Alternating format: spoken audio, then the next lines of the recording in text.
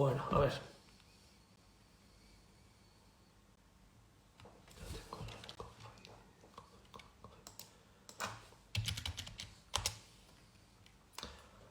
Hola, hola, hola.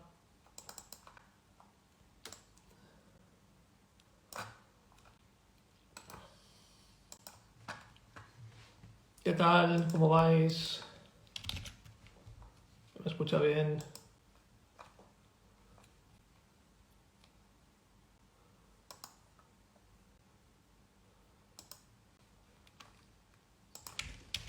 ¿Todo bien? Segundito, espero que no se vaya. Hola, Venezuela, querida. ¿Qué tal? ¿Cómo estáis? A ver, voy a escribir aquí algo, ¿vale?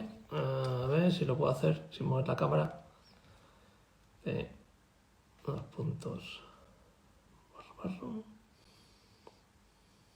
Gracias por el feedback de que se escucha bien.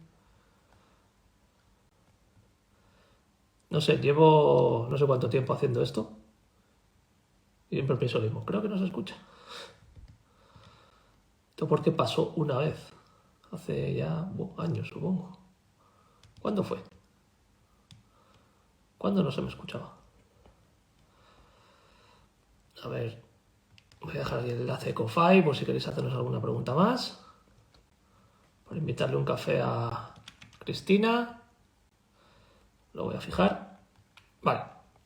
Voy a abrir aquí en mi pantalla Ko-Fi por si me habéis dejado alguna otra pregunta durante esta mañana que no me ha dado tiempo a verlo. Genial, muchas gracias por el feedback. Bueno, y tenemos un programa con Cristina Galván, una de las psicólogas de mi equipo, psicóloga sanitaria que trabaja también online y trabaja en Barcelona. Y vamos a esperar a que se conecte porque justo estaba terminando una visita ahora y se conectará ahora, en un poquito, ¿vale? Mientras, si queréis, me podéis dejar alguna otra pregunta nos dejáis alguna otra pregunta a través de Ko-Fi, pues lo agradecemos. Si la queréis dejar a través de por aquí en los comentarios, pues también, pero a lo mejor esa se nos escapa, ¿vale? Si la dejáis en Ko-Fi, lo tengo yo aquí abierto y no se pierde en la conversación, ¿vale? Bueno, cositas que tenemos mientras esperamos a Cristina. Como sabéis, creo que ha sido hoy, ayer, no me acuerdo, es que se me va la cabeza. Se ha publicado ya una entrevista que nos hicieron a mí y a mi compañero Iván Unandia del País Vasco sobre neurodivergencia, autismo y TDAH. Creo que está muy chula, creo que quedó muy guay. Y tenéis enlace a ella en todos mis perfiles, ¿vale? A ver, que tengo una solicitud, pero no es de Cristina. ¿Quién eres? No me solicites. A ver si está por aquí Cristina ya. A ver. Cristina, manifiéstate. Creo que no está. Ah, sí, está.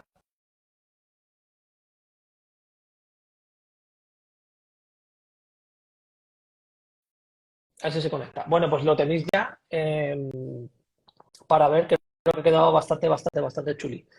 Así que nada, ahí lo tenéis. Tenéis el enlace, creo que en historias, también lo tenéis en las distintas redes.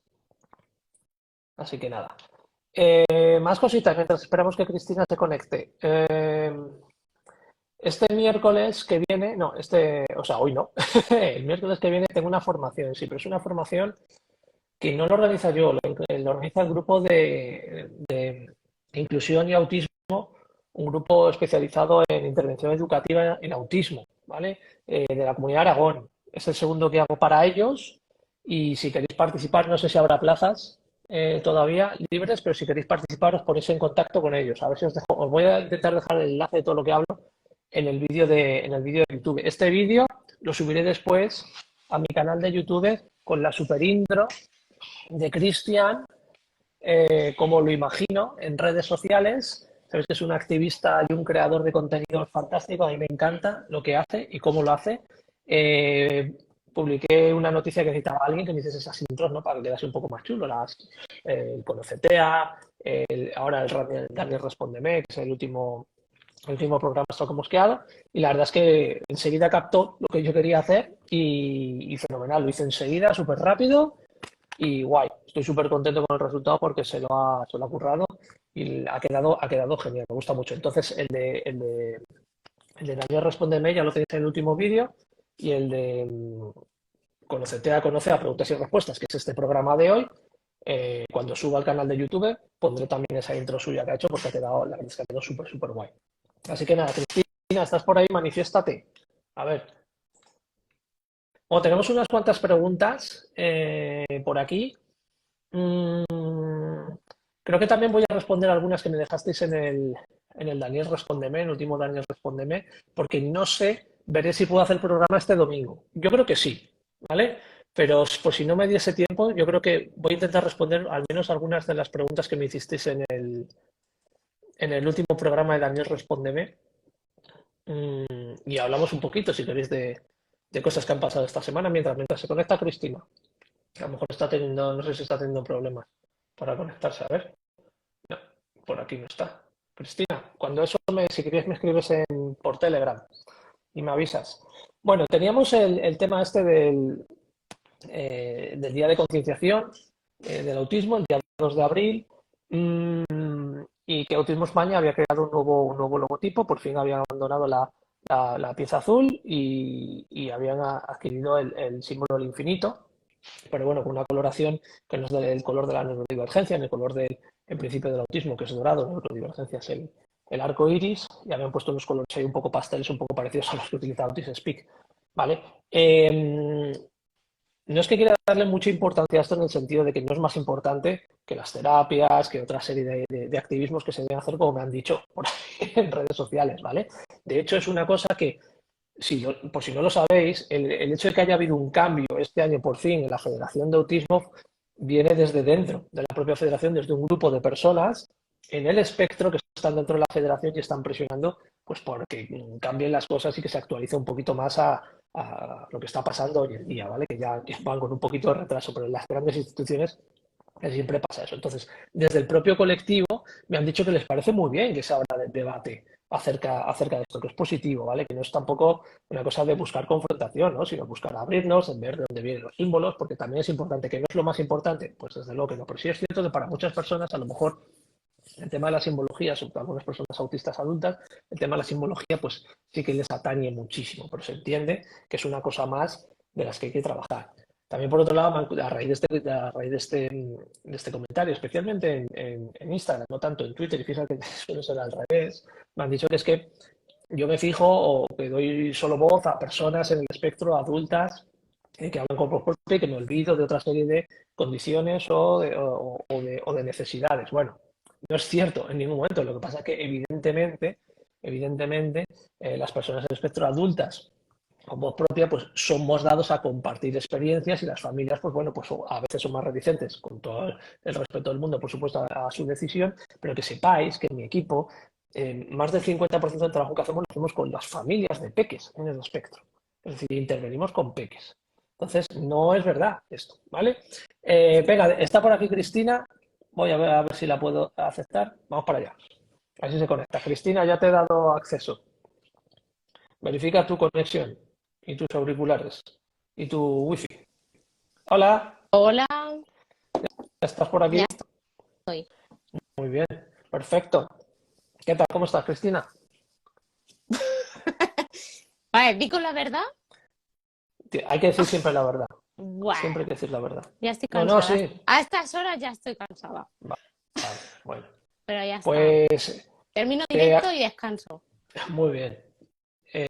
Te agradecemos el hecho de que hayas querido colaborar conmigo en este preguntas y respuestas, porque así me quitas un poco de trabajo. Así que muchísimas gracias, Cristina, por tu colaboración. Bueno, yo colaboro siempre y cuando me sepa la pregunta, si no te rebota. Vale, esto es como un concurso. Y si no, y puedo pedir el comodín del público también. También. Vale, bueno, tenemos unas preguntas que nos han dejado a través de Confa y os agradecemos muchísimo el detalle porque es como un donativo voluntario de 1 euro, que al final no es ni 1 euro porque se quedan 60 céntimos, pero da igual. A nosotros nos parece un detalle que es muy agradable porque al fin y al cabo pues somos profesionales, bueno, y muchas veces podemos responder, otras veces no podemos responder, pero si ya te tomas la molestia de hacer este esfuerzo, ¿vale? Pues evidentemente nosotros también nos esforzaremos más, es lógico. De todas formas, si queréis dejarnos por aquí algún comentario a través del cajetín de Instagram, lo intento ver. por ejemplo, mientras vaya respondiendo Cristina alguna pregunta, pero sabéis que va muy rápido a veces esto, ¿vale? Y yo ya me hago mayor, va demasiado rápido. Entonces, si queréis hacerlo por Ko-Fi, pues mucho mejor. Nos han llegado algunas preguntas más por Ko-Fi, Cristina, ¿vale? ¿vale? Entonces, aparte de las que ya conoces, tenemos alguna más, ¿vale? Y de todas formas, y también estaba comentando antes de que entrases que probablemente responda algunas de las que me dejaron a mí en el último vídeo de Daniel Respóndeme. Tengo unas cuantas Vale, preguntas que creo que son muy interesantes y que podemos responder y así pues nos vamos turnando, si te parece, ¿vale? vale, perfecto. Aquí hay un recibimiento estupendo a Sí, sí, Cristina, sí, madre mía, que tengo no pasa fans, que no tengo pasa fans. conmigo. Pero ¿qué mierda es esta? A ver, bueno, a ver, Fíjate, y me, ni siquiera salgo la mitad de veces, o sea, me pongo pelusón. A ver qué pasa aquí, ¿eh? Bueno, a ver. Vale, venga, si te parece, vamos con Susana, que nos ha hecho varias preguntas y de hecho nos ha invitado a varios cafés. Muchísimas gracias. Bueno, no sé si es Susana porque tiene un nick que se llama Susa, pero luego no sé si es Susana porque estas cosas son así. Entonces me dice, soy yo, Daniel, Rebeca. Y es como, vale, muy bien, ¿cómo quieres que lo sepamos? Ok, vale. la pregunta de Susa es, tengo un hijo de 22 años que ha recibido su diagnóstico hace 6 meses y no admite su diagnóstico, pero a mí ya me cuadra todo desde que tenía 3 años de edad. Está yendo a terapia a un sitio específico de Asperger. Mi pregunta es cómo puedo ayudarle a que acepte su condición. Vale, Cristina. a ver, varios puntos. Si es algo claro, para ella quizás es mucho más fácil que acepte ese diagnóstico de su hijo porque ya lo veía venir desde los 3 años, pero claro, tenemos a una persona de 22 años a la que le acaban de dar un diagnóstico que requiere una serie de características que tiene que entender y que integrar sobre su autoconcepto y sobre su persona. Entonces, esto no es un trabajo de un día para otro, de hecho, es un trabajo que no es para ser pesimista, pero si además está haciendo un entrenamiento o terapia con otra profesional, lo suyo es ir trabajándolo poco a poco y no es tanto enfocarse en la aceptación del diagnóstico, sino en conocerse a sí mismo. Entonces, esto para ser pesimista decía que a lo mejor te tiras un año trabajando esto, Por ¿vale? cierto, Pero lo suyo nos es dicen por aquí que Susa es de María Jesús. Vale, ok, gracias. igual. María Jesús. Vale, bueno, no es de lo más raro que he visto. Vale, muchas gracias por la aclaración. Entonces, no, María Jesús. Bueno, espero que sea así. Entonces, ¿cómo le puedes ayudar? No es tanto el objetivo de que acepte el diagnóstico, sino el que aprenda a saber quién es, qué es qué dificultades hay, qué potencialidades hay. Es el acompañamiento desde ahí, no tanto de tienes que aceptar que eres autista, porque al final cuando machacamos o pinchamos de esta forma, lo que encontramos es aversión, ¿vale? Además, creo que es importante, iba a decir toda Susa, María Jesús, a ver si aparte de que, bueno, que ya es mayor de edad, eh, 22 años, comentas, está yendo a un centro de terapia de autismo, de Asperger, como lo quieras llamar. Evidentemente, Supongo él que ve se lo trabajará que hay ahí, esto. ¿no? Entonces, a ver, si no están trabajando esto, creo que es un problema muy grande ya. Es decir, ni siquiera los peques, yo me acuerdo de un peque que iba en Asperger Madrid, iba a Asperger Madrid y me decían los padres, bueno, pero tenéis logos ahí, porque claro, él se fija, yo, hombre, a ver, hay un cartel que pone Asperger Madrid, ¿vale? Entonces lo va a leer.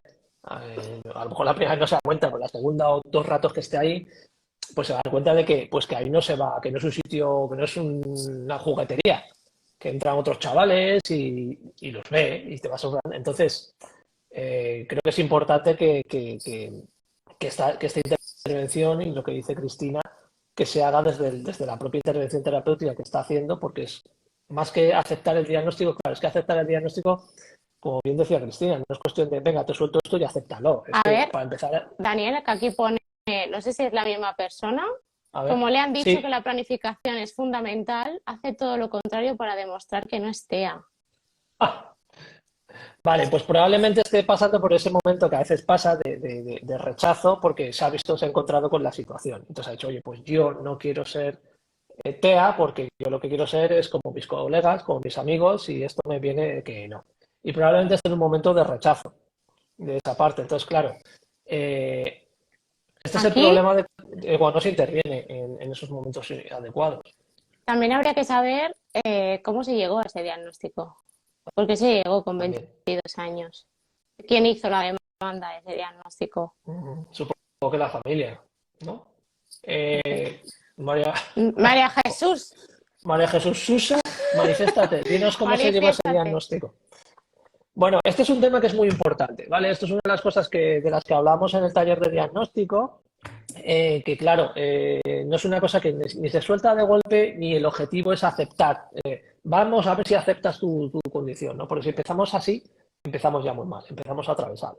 Y después que, claro, que, a ver, 22 años, pues evidentemente lo sospecharía de antes, al menos por lo menos tendría cierto, no sé, Pidió el apoyo psicológico.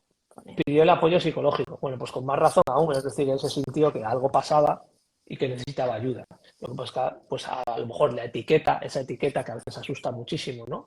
¿Y cómo De se dio autista, esa de etiqueta? Asperger. Claro, cómo se dio, cómo se le comunicó, cómo se hizo el proceso de diagnóstico. En plan de, oye, vengo aquí a diagnosticarte a ver si eres autista. Eh, claro, eh, hay que ver cómo se trata. También dicen por aquí, aceptar no se acepta, hay que conocerse sus cosas buenas y sus cosas malas.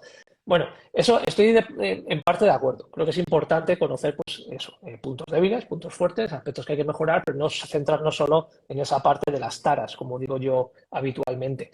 Y de ahí depende de cada persona. Es decir, hay personas que tienen pues, unos procesos de aceptación, como dice Cristina, que pueden ser largos, otras que lo aceptan más corto porque realmente es como la última salida a la explicación de lo que me está sucediendo, pero siempre es importante hacer un acompañamiento sobre todo desde el no engañar, de decir la verdad. Entonces yo creo que si le llevas a un centro donde hacen terapia para personas en el espectro, eh, evidentemente lo ha visto otros chavales, ha visto otras personas y oirá la palabra, porque esto es muchas veces lo que suele pasar, ¿no? Que se oye en casa, se oye en los centros, autismo, Asperger, tal, y evidentemente pues a veces se produce un rechazo, ¿no? Porque con esa edad, si ha tenido algún tipo de dificultades a nivel de interacción social, etcétera, etcétera, lo que quiere es no tener esas dificultades, evidentemente, ¿no? Y ser como los demás, ¿no? Porque encima en autismo pues lo que pasa muchas veces es que esas dificultades parecen absurdas, ¿no? Parece como que son cosas muy fáciles de hacer, ¿no? Todo el mundo las hace de manera muy sencilla y a mí me cuesta tanto. Y eso genera también un sesgo muy importante, ¿no? Entonces, bueno, habría que ver un poquito las cosas que te ha comentado Cristina, de cómo se dio el diagnóstico, qué tipo de intervención están haciendo en el centro en cuanto a conocimiento de la condición. Es decir, claro, porque si tú al final vas a terapia, venga, voy a terapia, pero no dicen por qué.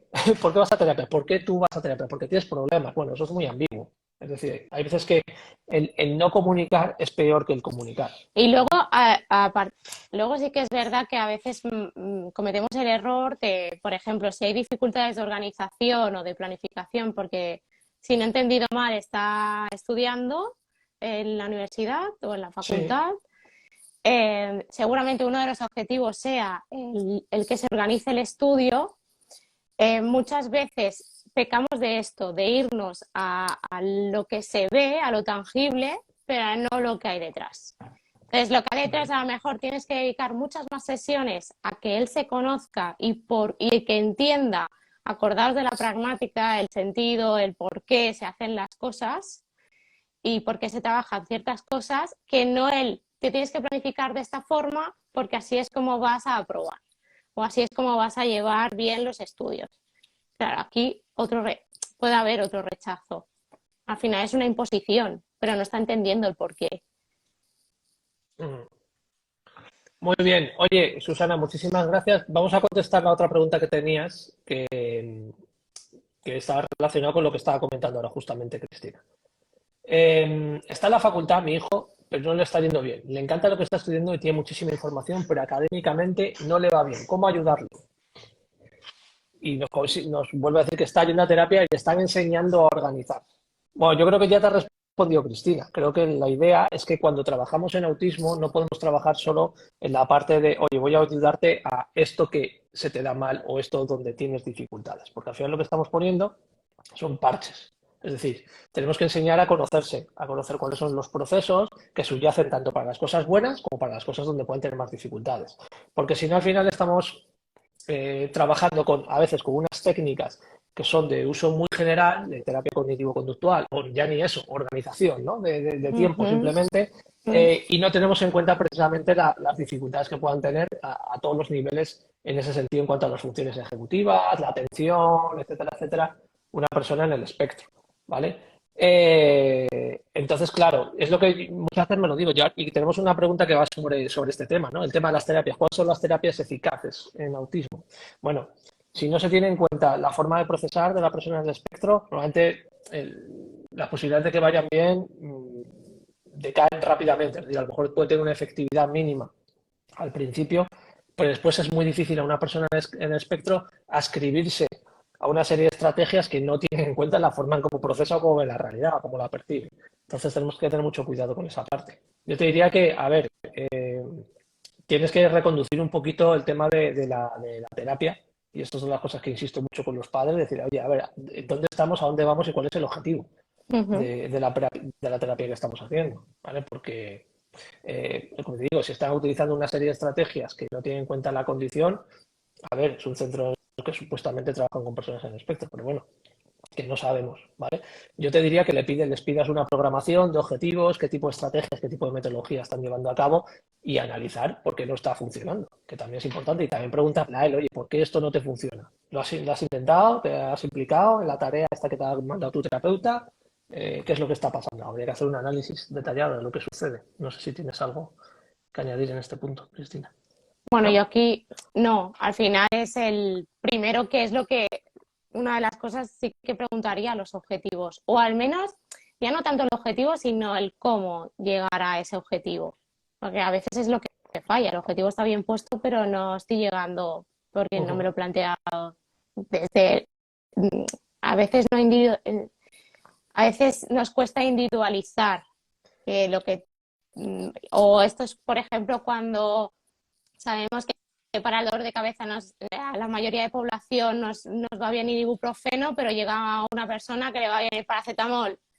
No, pues tómate el ibuprofeno porque ya me ha servido para 10 personas. No, o sea, intentamos siempre individualizar, ¿vale? Ok, Y a veces nos cuesta mucho bueno, a los profesionales también nos equivocamos y nos cuesta mucho ver eso, que el objetivo está bien puesto, pero el camino para llegar a ese objetivo a veces no es la temporalización que haríamos con otra persona. efectivamente. Vale, pues vamos con otra pregunta, si te parece. Cambiamos un poquito de tema. ¿Qué opinas del método Denver o el modelo Impact para aplicarlo en casa a mi hija autista de 3 años? Me lo recomendó una colega tuya.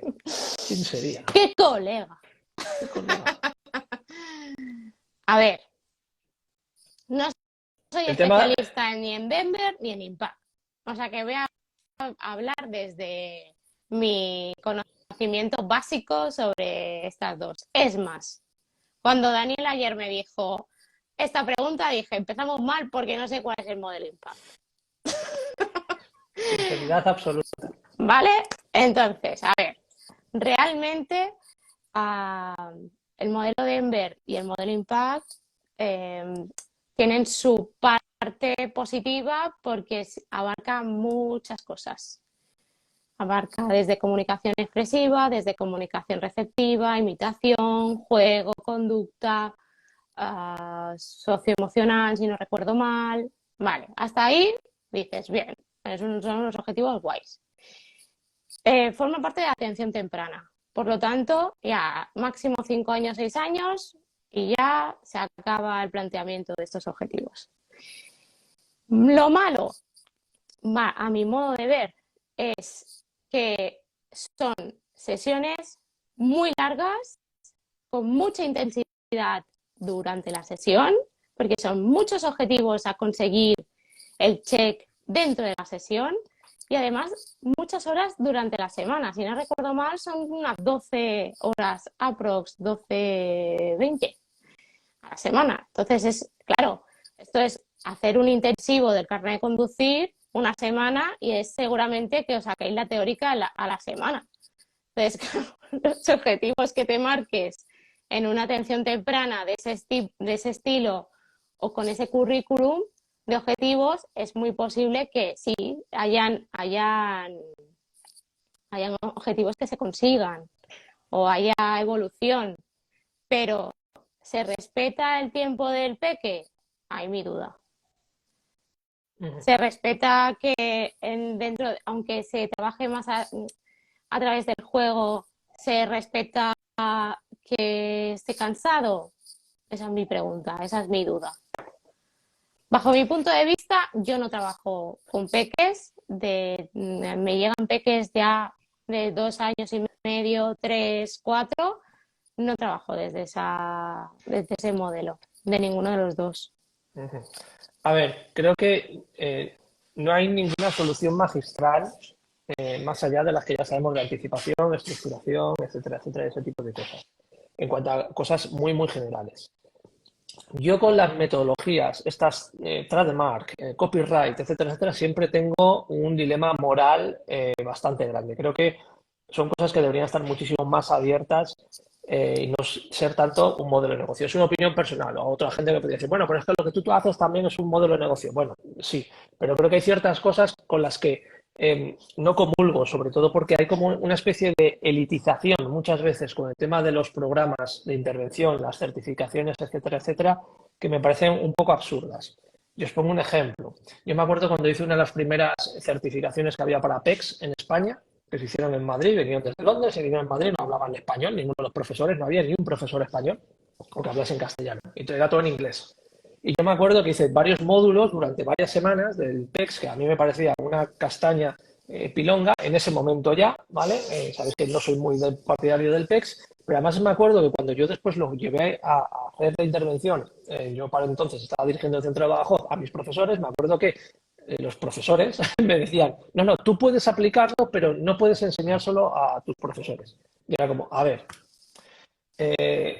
no puede ser que pretendáis que vayamos todo el cole a hacer el método de centro de educación especial, a hacer el método. Es decir, hay ciertas cosas que los modelos de negocio son un poco exagerados bueno, que yo entiendo que quieren asegurarse de que las estrategias se lleven bien adecuadamente, pero es que en realidad no es eso. Lo que quieren es, evidentemente, pues sacar más dinero, es decir, que vaya más gente a hacer ese tipo de formaciones. Creo que hasta cierto punto tenemos que vigilar que se lleve a cabo todo de manera correcta, pero una certificación X no te garantiza que lo hagas bien. Pero ni en el PEX, ni en el ADR, ni en el ADO, ni en todo este tipo de cosas que son ahora mismo las que tienen como más nombre, que tienen más implementación en España. ADR, 2 y PEX es exagerado, o sea, que están hasta en la sopa, pero te estás certificado en ADR, estás certificado. Pero vamos a ver, es un cuestionario. Es decir, que no nos volvamos locos. Y el PEX tampoco es tan difícil, ¿vale? Hay una serie de criterios, avances, etcétera, etcétera, pero que es una cosa que tienes una lista que tienes que seguir y no te tienes por qué saber de memoria. Con el método Impact pasa un poco igual. A ver, la parte positiva que tiene para mí este tipo de intervenciones sí es cierto que están hechas para qué, para que en determinado punto la familia las empiece a aplicar. Es decir, y entonces se salva la parte de, oye, no se generalizan los aprendizajes a los contextos, que es donde falla muchísimo Denver, en mi opinión, y Impact no tanto. Y donde, por supuesto, fracasa absolutamente la metodología, en mi punto de vista, porque es súper directivo en contextos clínicos y muy poco en contextos naturales. Ahora hay una de segunda generación que a veces me lo dicen por ahí, no, pero es que ya ha cambiado. Bueno, yo sigo viendo ensayos discretos, oportunidades de aprendizaje perdidas y ese tipo de cosas con lo que dice Cristina, con una intensidad brutal para el chaval y que no le deja pues seguir un ritmo natural de desarrollo, que sabemos que el desarrollo en la adquisición de hitos evolutivos de todo tipo, lenguaje, movilidad de las personas en el espectro, pues es distinto. Creo que tenemos que estar atentos para apoyar, pero que tampoco hay que presionar una barbaridad. Es mi punto de vista. Creo que son métodos muy, muy, muy, muy directivos, muy exagerados, con muchísimo desgaste por parte para las familias y los peques, las familias de todo tipo, a nivel económico, porque son carísimos, y para los peques especialmente.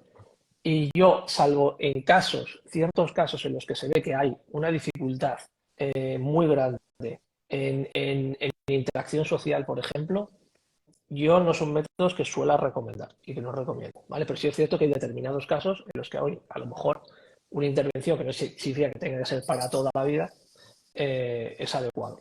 Como digo, hay que ver cada caso individual, pero así de primeras, ni Cristina ni yo lo recomendamos como una estrategia de, venga, sí, esto para cualquiera, ¿vale? Entonces, mucho cuidado con este tipo de cosas porque además yo, a ver, he leído revisiones, ya se están viendo algunas revisiones a nivel longitudinal, es decir, de efectividad con el paso del tiempo de esta serie de metodologías y esa efectividad que te marcan al principio, que dices, bueno, es como súper eficaz, una evidencia científica, tal, mira qué porcentaje de éxito, pues luego eso cae rápidamente. ¿Por qué? Porque se está hablando de muchas veces de reforzadores externos que no tienen en cuenta los procesos que subyacen a esas cosas que estamos reforzando y solo se quedan en la contingencia, ¿no? De lo que se está intentando conseguir. Pero como Y en digo, la imitación, al final también se basan en la imitación. efectivamente. Entonces, mucho cuidado con este tipo de cosas porque, bueno, a ver, leer revisiones. Leer revisiones de personas que lleven mucho tiempo, no que acaben de empezar. Porque, como digo, cuando acabas de empezar, cuando tú haces una intervención a un pequeño espectro, sobre todo con muchas necesidades a nivel de interacción, a nivel de comunicación, cuando haces una intervención de estas, pero casi con cualquier estrategia cognitivo-conductual, los cambios al principio son muy buenos, son muy rápidos, pero como digo, a veces son muy poco duraderos, porque no se generalizan a otras contextos, sobre todo a contextos naturales y con, pues eso, no ensayos, sino la vida real. Entonces, cuidado, yo os diría que buscases un poquito de información en personas que lleven ya un recorrido y sabiendo que a lo mejor lo que funciona, lo que ha dicho Cristina, lo que funciona para un pequeño no funciona para el otro, ¿vale? Entonces, bueno, cuidado con este tipo de soluciones super guays, copyright, magistrales, de que cada vez saca una. Y además cada, no sé, creo que debemos sacar uno, nosotros, Cristina, porque cada grupo de profesionales y tal saca ahí una metodología que al final son todas un poco iguales, pero le ponen un nombre guay, le ponen el R de registrado, ¿no? Y ya está. Y ya está. No, vamos a ver, que evidentemente no queremos quitar valor a los estudios que se han hecho sobre esto, de este tipo de cosas, ¿no? Pero, pero bueno, que no somos muy partidarios, a no ser que, bueno, que sean casos muy concretos de recomendar de modo generalizado este tipo de estrategia. Habría que conocer a cada chaval o a cada persona y ver un poquito qué es lo que está pasando. ¿Vale? Vale. Pues si te parece, pasamos a otra pregunta que teníamos por aquí. Vale, esta es una pregunta que te la voy a dejar para ti, a ver si has hecho los deberes, Cristina, porque es una pregunta recurrente que nos dicen, hola Daniel, vi el vídeo de neurodivergencias y derechos humanos y me surgió una duda. Es un vídeo que... No lo he visto. ¿Cómo? ¿Lo has visto o no? Que no. No, no, da igual, A ver, pues la pregunta pero no que pasa yo nada. trabajo mucho, que no tengo tiempo yo para estas cosas. Que sepáis, por cierto, que son las cosas que me dicen, que Cristina trabaja porque quiere, ¿vale? Es decir, yo le digo que descanse, porque me dicen, joder, Gabriel, ¿cómo tienes a tu psicóloga? Es que no tienen tiempo, es que está tener lista de espera, es que las explotas. No, yo no exploto, esas trabajan justamente lo que les da la gana. Así que si se explota, es que se explota ella misma, a mí no me miréis. Vale, a ver, el vídeo este de Neurodivergencias y Derechos Humanos es un vídeo que, una entrevista, de hecho, junto a Iván Onandía del País Vasco, un programa sobre neurodivergencia, autismo y TDAH, y dentro de ese programa yo hablo 8 minutos. Luego Iván se dedica a hablar 20 y pico minutos en el vídeo, porque le encanta hablar, ya lo sabéis, ahí va. Entonces, en ese vídeo dice, bueno, voy a leer la pregunta de Mabel, que dice, hola Daniel, vi el vídeo de neurodivergencias y derechos humanos y me surgió una duda. ¿Por qué Iván hizo una diferencia entre autismo y trastorno espectro autista? ¿En qué radica esta diferencia? Claro, si es que existe tal diferencia, me gustaría saber la opinión de Cristina. Bueno, dice tu opinión. Yo te voy a trasladar la pregunta, Cristina. La diferencia. ¿Pero qué dijo? Es que claro. No. Bueno, pero supongo que dijo que no es lo mismo autismo que trastorno de espectro autista, o que no siempre es lo mismo. ¿Vale? Bueno, pero aquí entraría entonces el autismo primario, por así Por decirlo, y el ejemplo. Por ejemplo. aquí Daniel tiene un dibujo muy guay que siempre lo dice, que Efectivamente. Además, es un dibujo que recurrid hice al yo. dibujo, No lo a hice. ver la ¿A dónde está página el que dibujo? es, di la página por favor, en el que el ¿Dónde está autismo el está en dibujo? el centro, después Eso es. viene los trastornos generalizados del desarrollo que a día Está de en hoy la no existen, 48. y exactamente, y luego entraría y englobaría el espectro autista, ¿vale? Esto quiere decir que Lo- ¿Un trastorno de espectro autista puede ser autista? Pregunta. Venga, vamos a hacer un... Venga, Venga, contesta. va. ¿Cómo cómo es la Vuelve, pregunta? vuelve a enseñar el dibujo porque, claro, la Venga, gente se venga, pierde. pongo la chuleta de nuevo. A ver. ¿Una persona diagnosticada de trastorno de espectro autista es autista? A ver, ¿qué decís? Personas, gentes. Una persona diagnosticada con trastorno de espectro autista, yo diría, es siempre, ¿no? Sí, Autista o es sería siempre siempre autista. autista. Equivaldría. Ujú. A ver, O mojaros. equivaldría a un trastorno generalizado de desarrollo, aunque ahora no se entiende, aunque ahora no se utilice. ¿Qué dicen por aquí? Dicen, claro, sí. ¿Qué más? Claro, sí. Buenas Buenas tardes. tardes. Buenas tardes. Sí, Sí. claro. Nos dicen que sí, claro. Puede, puede, puede. Esta viene de Galicia. En Galicia, el fin de semana pasado era todo. Bueno, yo hacía una pregunta y decía, puede, Puede puede, ser, Daniel. puede ser. Puede ser, bueno, por aquí no me mojo.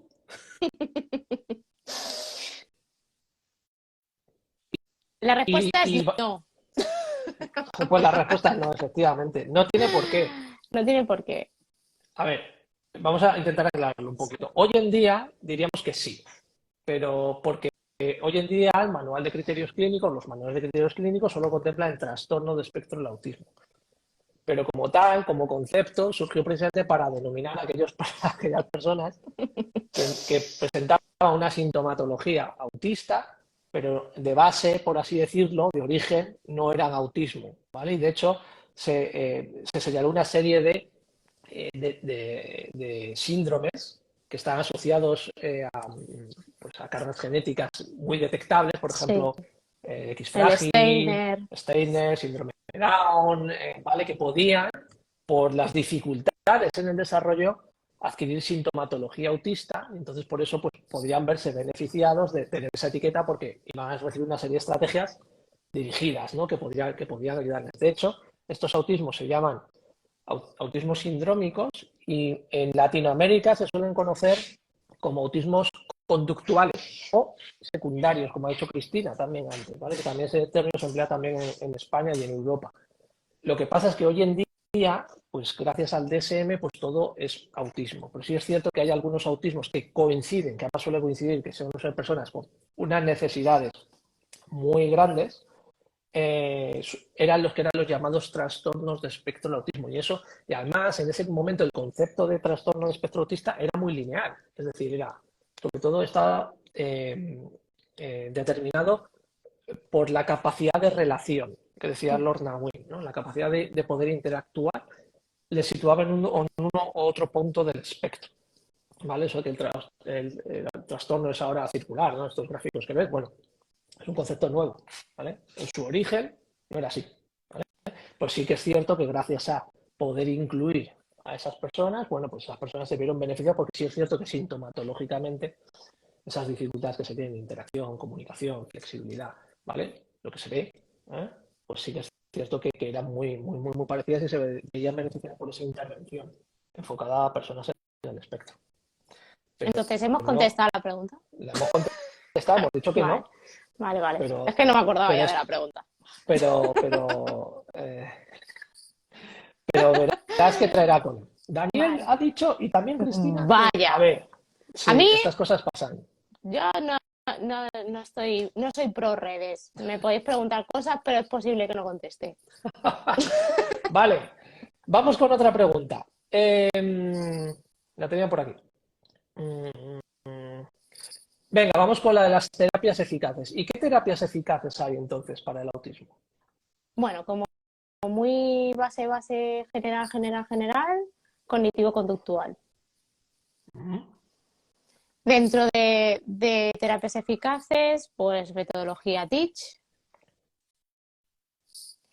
Eh, pero yo creo que para mí y bajo mi perspectiva y mi punto de vista y bajo el modelo que yo trabajo, siempre se ha dejado como muy de lado la parte cognitiva en el autismo.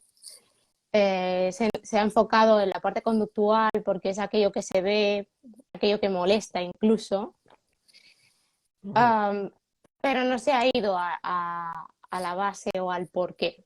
Y muchas de las veces la base y el porqué es lo cognitivo. Es entiendo qué pasa, entiendo el proceso, entiendo cómo se percibe, entiendo qué se siente, para después poder regular, para después enfocar a nivel conductual. Ujú. Claro, esto además como beneficio es que ningún entrenamiento es igual al niño peque o adulte que has tenido antes como el que tendrás después. Ujú. Creo que es súper importante. Y además incluso en los propios centros de educación especial, aunque evidentemente, pongo el ejemplo del mío, ¿vale? Intentamos agrupar a los chavales por, bueno, pues por dificultades, por potencialidades también, intentando encontrar un equilibrio entre las aulas mucho más allá, ¿vale? De la edad, ¿no? Porque al final no era un aspecto tan importante como en otros casos, o a lo mejor como en un colegio ordinario. Y, por ejemplo, las estrategias que teníamos de anticipación, las agendas que teníamos para cada uno de los chavales era distinta. Cada uno utilizaba una y estaban dentro de la misma clase. Entonces, empezando desde esa parte, desde esa base, lo que dice Cristina es totalmente cierto. Es decir, tenemos que adaptarnos mucho a la individualidad. Sí que es cierto que cuando decimos esto, yo creo que estas cosas asustan mucho, especialmente a las familias, ¿no? Porque es como, ostras, entonces ¿a qué me atengo? ¿Qué es lo que vale? ¿Qué es lo que no? Es como un desconocimiento muy grande. Pero es importante lo que dice Cristina de que sí es cierto que tenemos que ir a la sintomatología porque puede estar provocando un malestar para empezar en el chaval, el propio Ujú. peque o en el adulto. Pero si nos quedamos en esa parte de la sintomatología, pues al final pues pasa lo que Sale por pasa, ¿no? otro Que, lado. que sale por otro lado. Efectivamente, es que al final el choque va a aparecer por otro lado. Es decir, hay que desarrollar estrategias de anticipación, de conocimiento, para que la sintomatología no se reproduzca de otra forma, porque es lo que suele pasar. No es como la persona que somatiza de determinada forma, por ejemplo, se muerde las uñas, ¿vale? Y esto, por ejemplo, vamos a entrar en la parte cognitivo-conductual, que se quedan conductual de muchas de las terapias que tiene que ver, como por ejemplo, eso que es la onicofagia, ¿no? Que es lo de morderse las uñas. Ujú. Hay estrategias conductuales que es que te ponen un aversivo en las uñas. Sí. Entonces te vas a morder la uña y te huele fatal o lo que te sabe fatal y claro, tú dejas de morderte la uña. Bueno, ¿significa que eso que consigue de dejar de morderte las uñas? Sí, eficacia 100%. Sí. La Pero uña. luego te tocas el pelo. Te vas a O... morder otra cosa. Yo, de hecho, conozco un caso que pasó de una onicofagia, que es comerse las uñas, a una coprolalia, que es arrancarse el pelo. No se lo había Ujú. hecho nunca, pero claro, por no hacer esto, hacía esto. Se arrancaba el pelo y se quedó con unas calvas tremendas. Y dices, bueno, a ver, pues no sé yo qué es peor, ¿vale? Muchas veces, pero en efectividad, en ese momento, la terapia conductual había sido al 100%. Por eso os digo, remito a lo que hemos dicho antes, de cuidado con la eficacia de las terapias y dónde se miran, ¿no? Que se cumplan esos objetivos y qué objetivos son. ¿Vale? Cuando son solo la parte sintomatológica, podemos estar creando un monstruo. Entonces tenemos que tener mucho, mucho, mucho cuidado. Eh, Dice que dicen, si se te han pegado el acento gallego. no, y de hecho me dijeron que me salía fatal el acento gallego, porque hice un vídeo que dije, carajo, o algo así, muy mal. Recibí 3 mensajes, muy mal el acento gallego, Daniel. Yo, vaya hombre. Uno que intenta crear aquí un poco, ¿no?, de conexión ahí con el entorno, y a mí con lo que me gustan los idiomas y tal, pues nada, a la porra. No, pues no sé, creo que no se me ha pegado, creo que no. Así que nada, vale, y también nos preguntan, y creo que es muy interesante porque, y aquí entramos también ya un poco en la parte de estafas, ¿vale? Lo vamos a decir así bien claro.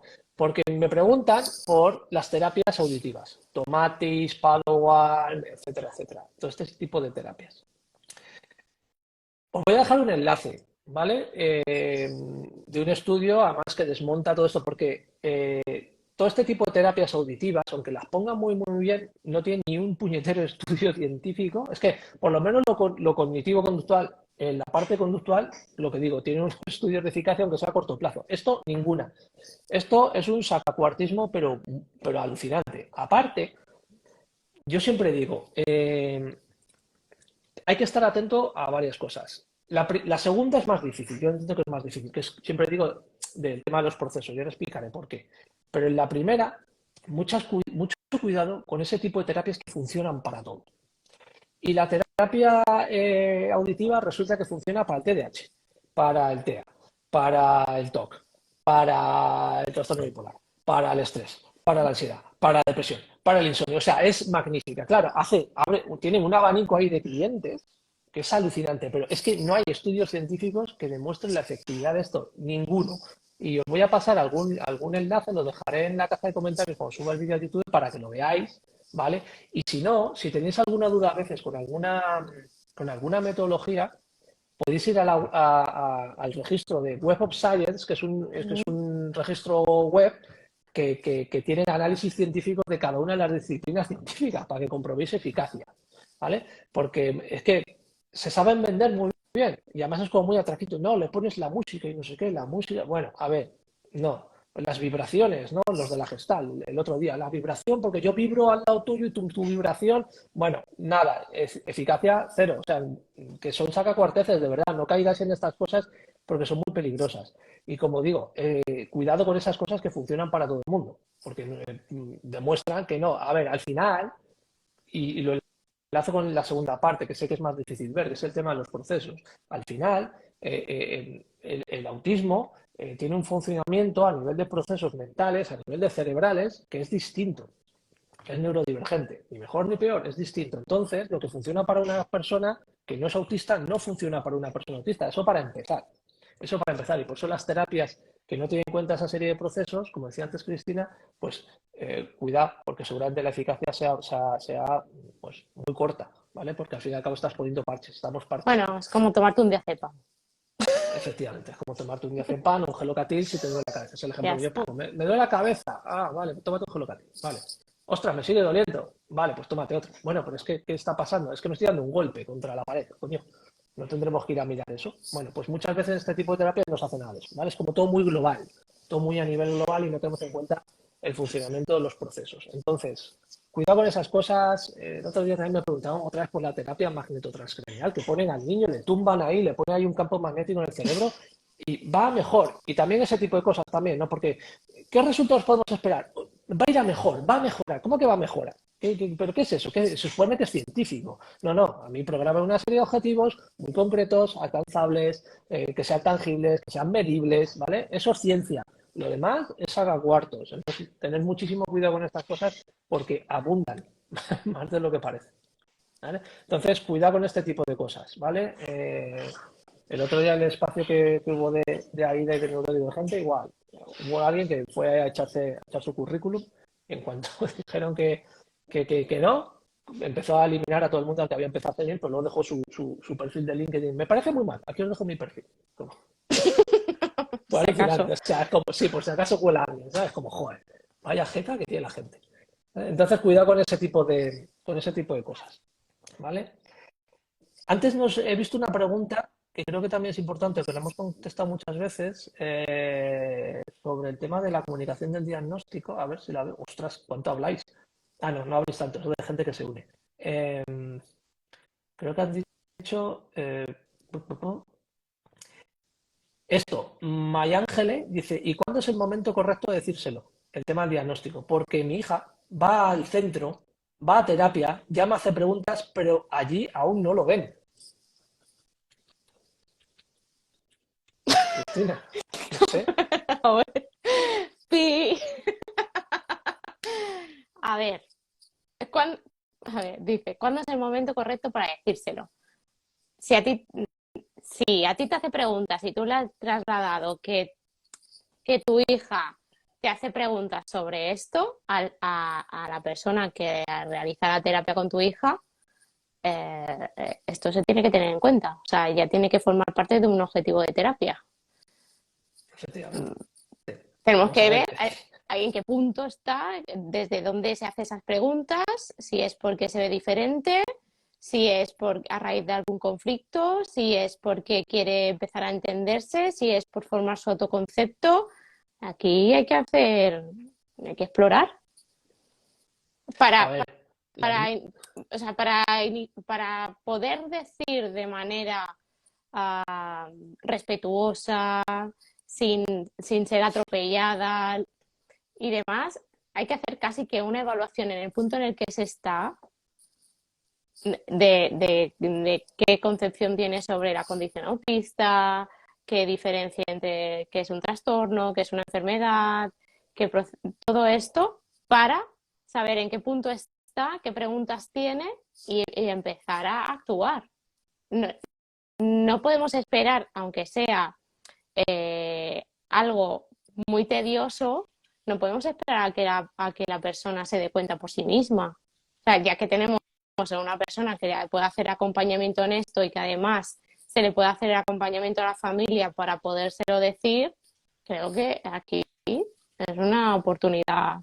Es algo que yo creo que paralizaría, por un lado, lo que se esté trabajando en ese momento con tu hija y me enfocaría en eso. Porque esto puede Vale, tener consecuencias eso te negativas. iba a decir, que creo que, a ver, si tu hija, un poco como el caso anterior que nos comentaba Susa, María Jesús, ¿cómo era? No me acuerdo. María Jesús. María Jesús Susa. Em, a ver, si tu hija está yendo a un centro de autismo, está haciendo terapia, a ver, entiendo que va captando cosas. ¿Y por qué va allí? Y se preguntará por qué va allí. No, para que te ayuden. O sea, hay una norma que es muy básica y que además muchos autistas adultos te lo dirán. No me mientas. ¿Vale? La mentira para una persona en el espectro es un atentado y desde su punto de vista Uh-huh. es muy lógico pensar que es así y que le mientan sus figuras de referencia en algo tan importante como, oye, voy a terapia. Creo que al final nos puede salir caro, ¿no? Ese tipo de mentiras piadosas, ¿no? Así, muchas veces algunos se enfadan de una forma gigantesca, pero desde su punto de vista es totalmente lógico porque sus padres pues les han engañado con el tema de los Reyes Magos, por ejemplo, ¿vale? Entonces con esto pues con más razón aún. Es decir, si la peque está yendo a terapia, está captando que pasa algo y que va a un sitio y que le ayudan con ciertas cosas que a lo mejor le cuestan seguramente es consciente de ese tipo de cosas. Entonces, claro, la intervención ya vamos un poco atrás. Es decir, otra cosa es que llegue un terapeuta a casa haciéndose pasar por un amigo de la familia y hago una intervención de estas hay un poco de, bueno, estoy contigo jugando y a la vez te hago cosas y te ayudo un poco, ¿no? En plan colegueo, ¿no? En plan el buddy este que se conoce, modelo que se conoce en Estados Unidos. Eso sería una cosa. Otra cosa es que vaya al centro X a terapia, ahí una hora a la semana o más, que digo saber, y luego vuelve. La niña se estará haciendo preguntas, seguro, vamos, segurísimo. Y si no se la está haciendo, se está cayendo, que es aún peor, pero no creo, seguramente ya te habrá comentado algo, ¿vale? Te habrá dicho, oye, ¿por qué voy aquí? ¿Qué es lo que me pasa? ¿O por qué soy distinta? ¿O por qué yo voy aquí y mis hermanos no? ¿Mis amigos no? Yo qué sé. Puede ser muy variado, pero siempre hay como cierta... eso se detecta enseguida, pero digo, si le vas a llevar a un centro que pone centro de no sé qué, de terapia, pues hay que explicarles por qué van. Entonces, como dice Cristina, seguramente pues tenga que formar parte de los objetivos terapéuticos la comunicación del diagnóstico y se tendría que hacer como una prioridad importante. ¿Vale? Vale, tenemos otra pregunta por aquí. Cristina dice, creo que es Pepa, no sé, es que tiene iconos en su nick, de estos que ponéis ahí. ¿Cómo puedo hacer que mi marido, joder, encima, digo, si A es ver, un chavalín, digo, ¿cómo puedo hacer que mi marido Asperger me entienda? No me acompañe emocionalmente. terapia de pareja. A ver, es muy amplia esta pregunta. Sí, pero bueno, creo que podemos darle algún tipo de Vale. indicaciones a nivel general, ¿no? A ver, voy a repetir la pregunta. Iba a intentar leer otra vez. No No, es igual la no, pregunta. ¿cómo puedo hacer que mi marido Asperger me entienda? No me acompañe emocionalmente. Vale, aquí, punto número uno. No juguéis a la adivinanza, es decir, no juguéis a suponer los estos. A que por muchos años que lleves con tu pareja no tiene por qué adivinar lo que estás sintiendo o pensando. Entonces, partimos de la base de que tú expreses necesidades.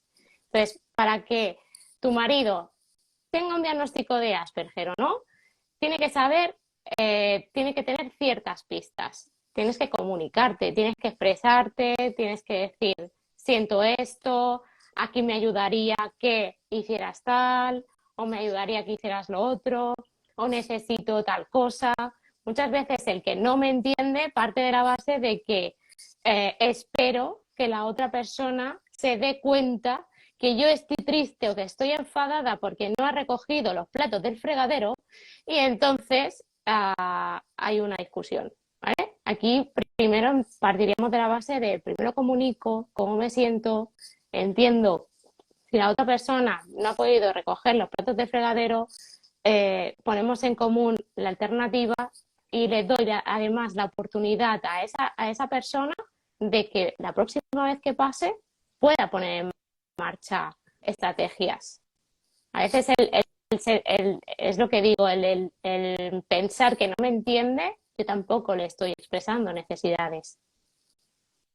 No tiene por qué saber, no tiene por qué adivinar, suponer, ¿vale? Hay una cosa que es súper importante, es lo que dice Cristina, el no suponer y esperar a que el otro adivine. En autismo, aquí se choca una barbaridad con el mundo neurotípico. A los neurotípicos, bueno, en general a todos, también a los autistas, no pasa que los autistas no aprenden así, aprenden de forma directa. Y estos son aprendizajes que se denominan inferenciales. Desde muy pequeños nos ha enseñado a insinuar las cosas, porque así nos hacemos sentir como que el otro se preocupa por nosotros, sin decirlo. Lo que lleva a equívocos. Y esto que dicen las personas autistas, dice, coño, pero esto no lo sabes al 100%. Efectivamente. Es como el tema de adivinar el estado de ánimo con mirarle a la cara. No es al 100%. Efectivamente, no lo es. Pero lo que pasa es que nos entrenan de manera inferencial a que aprendamos a hacerlo y a intentar que el otro esté por detrás de nosotros como recogiéndonos, ¿no? Nuestras necesidades sin comunicarlas verbalmente. Y esto, como digo, que esto ocurra entre una pareja de neurotípico y autista es una utopía brutal que no va a suceder, porque le estás pidiendo a la otra persona una imaginación en cuanto a adivinación de tu estado, que sí lo podría hacer con muchísimo esfuerzo, que le causaría una sobrecarga probablemente, pero además se sentiría que no está siendo sincero consigo mismo, para empezar. Porque pues, a ver, yo no estoy seguro que mi mujer esté enfadada, porque no lo tengo claro, no tengo suficientes pistas, ¿no? Como dicen algunas personas en el espectro. No tengo suficientes pistas para saber si, porque no las puedo recoger, ¿vale? Entonces, aquí, por mucho que nos pese, y es una de las cosas que trabajo yo a veces, como trabajo con parejas, que hay neurodivergentes y neurotípicos, autistas y neurotípicos, es, a ver, vuestra relación es distinta a los cuentos de hadas de Hollywood, de yo insinúo, yo digo, te miras así, ¿sabes? ¿Qué te pasa? No, nada, nada. Y tú insistes, oye, no, que entiendo que, joder, te tiene que estar pasando algo porque estás así, ¿no? No, pues olvídate, porque no va a pasar, ¿vale? Yo entiendo que todo el mundo queremos ser príncipes y princesas y que nos cuiden mucho, pero no es la manera en la que nos pueden cuidar. Un autista nos cuidará si le decimos lo que necesitamos directamente. Aunque pensemos que eso está mal visto socialmente. No, en su mundo, en un mundo hiperlógico, eso es lo lógico, por así decirlo. Es lo que tienes que hacer. Si tú necesitas algo, se lo dices, se lo pides. Si te molesta algo, te lo dices también, no lo insinúas. Se lo comentas. Y además, esto es una cosa que yo siempre digo, si realmente los neurotípicos fuéramos así, nos ahorraríamos muchísimas discusiones entre nosotros. De verdad, es decir, si nos contásemos mal las cosas. Pero sí es cierto que parte de nuestra interacción y el hecho de que los seres humanos hayamos logrado subir en la escala evolutiva es ese ahorro del lenguaje y la comunicación, ¿no? Que decía Chomsky, que decía, bueno, es que hemos llegado aquí porque yo en vez de decirte una cosa te la insinúo y tú me entiendes, entonces puedo ponerme a hacer otra cosa, ¿no? Por ejemplo, que también es una ventaja de un neurotípico porque puede trabajar más en paralelo, pero una persona en el espectro, no. Entonces, es importante que tú le ayudes y que le digas cómo necesitas que te acompañe emocionalmente, ¿vale? Sabiendo también que una persona autista es mucho más pragmática que tú. Y probablemente en el momento en el que tú busques a lo mejor que tenga una chuchón o un abrazo o un besito, a lo mejor él está buscando la solución en Internet para el problema que tienes. ¿Eh? Puede pasar. Tampoco es cuestión de que le recrimines eso, sino que a lo mejor le digas que no es el momento, que le agradeces eso, porque esto es una cosa que suele pasar, pero que no es el momento, que en ese momento lo que necesitas es que esté ahí, esa intangibilidad de estate pendiente de mí, ¿no? Y qué puede hacer, ¿no? Pues estar sentado contigo, abrazarte, escucharte, ¿no? Ese tipo de cosas es importante que las digamos de manera explícita, ¿vale?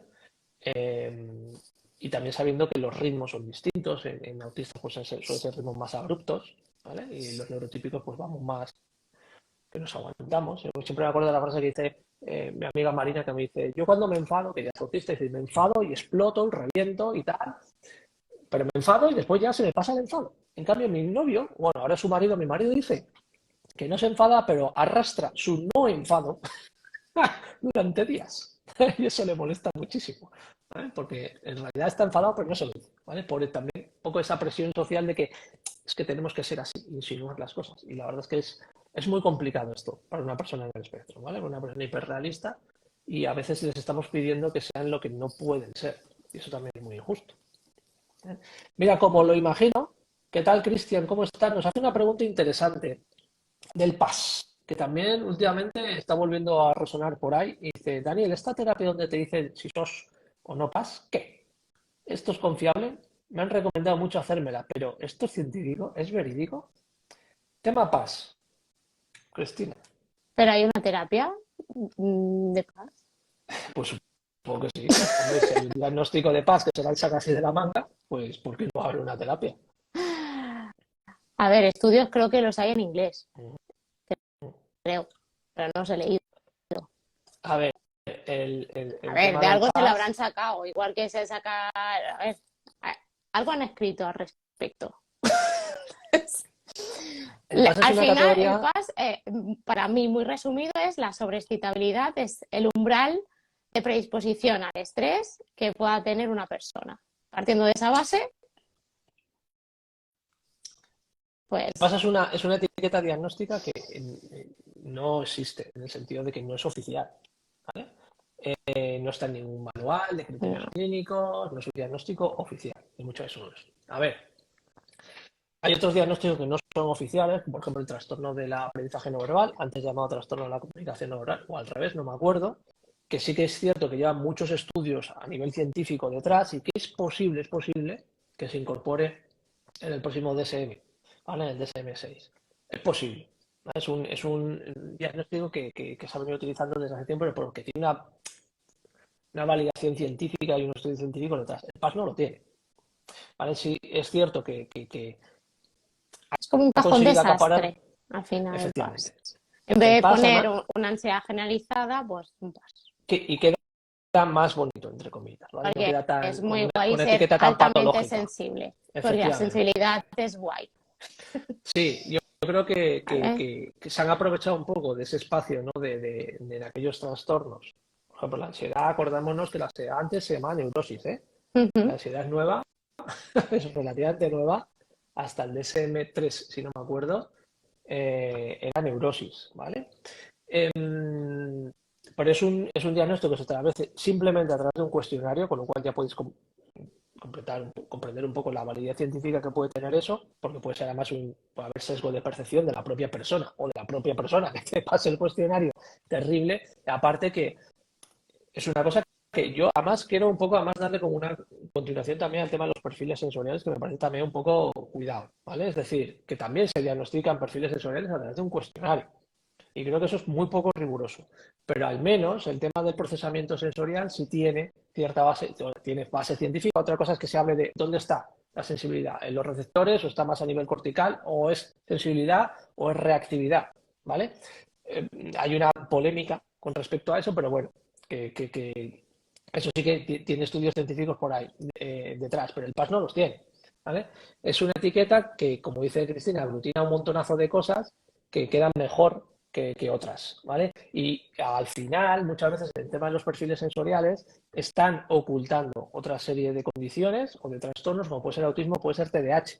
Entonces tenemos que tener mucho cuidado porque al final una sintomatología solo de a nivel sensorial raro, es raro que se resuelva, ¿vale? Igual que la ansiedad. O sea, la ansiedad por ahí, dices, trastorno generalizado de ansiedad, y te quedas así y haces así, oye, cuidado, Es ¿qué la hay ahí punta del detrás? iceberg. Efectivamente, es la punta del iceberg, ¿no? Entonces, ¿cómo lo imagino? No. Si eres una persona en el espectro y tienes, hay temas de procesamiento sensorial, yo te diría que esto te lo examine un neuropsicólogo, ¿vale? Que luego a lo mejor puedas trabajar ciertos aspectos con otro tipo de especialista, como por ejemplo un terapeuta ocupacional, puede ser, ¿vale? Pero sí es cierto que, por ejemplo, yo los perfiles en los que veo que solo se ha hecho un cuestionario, los tengo en cuenta por ejemplo, porque me llegan personas con un perfil sensorial previo a hacer un diagnóstico diferencial, pero pido que eso se constate de manera física, además se puede. Es decir, es que a veces me parece que las revisiones que te hacen para el carnet de conducir son más científicas que pasar un cuestionario un perfil sensorial, ¿vale?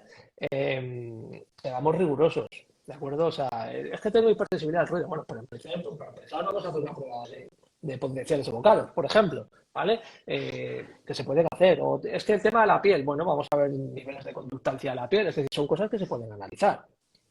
El tema de la sudoración, bueno, en fin, muchísimas cosas, ¿eh? La luz, la fotosensibilidad. Oye, ha sido el oculista, a ver si eres realmente fotosensible. A lo mejor es que tienes algo en tus pupilas, ¿vale?